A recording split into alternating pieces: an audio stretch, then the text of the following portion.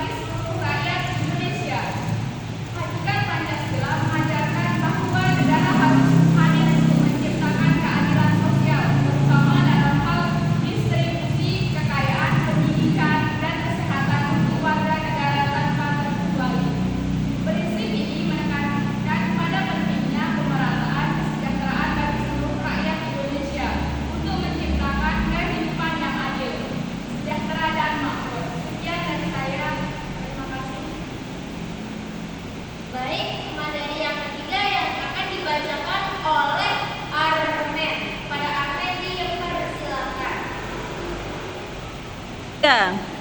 Baik, Pancasila sebagai filsafat memiliki hakikat yang sangat mendalam. Berikut adalah hakikat Pancasila sebagai filsafat.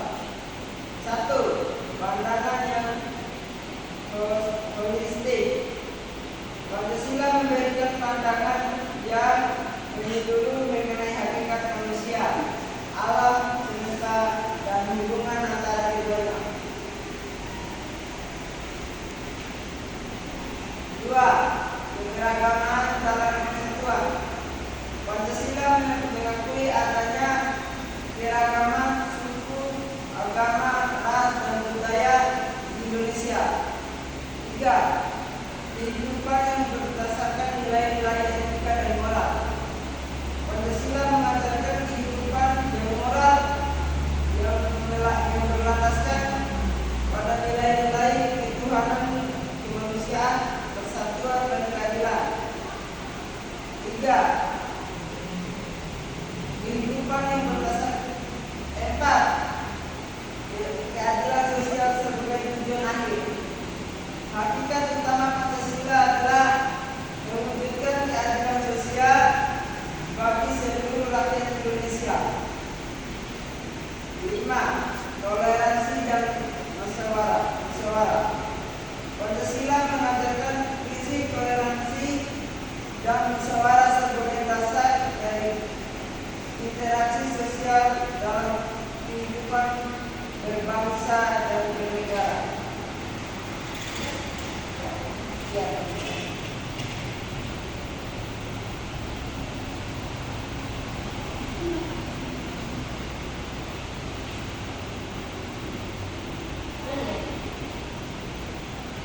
Baik, itulah materi-materi dari kami.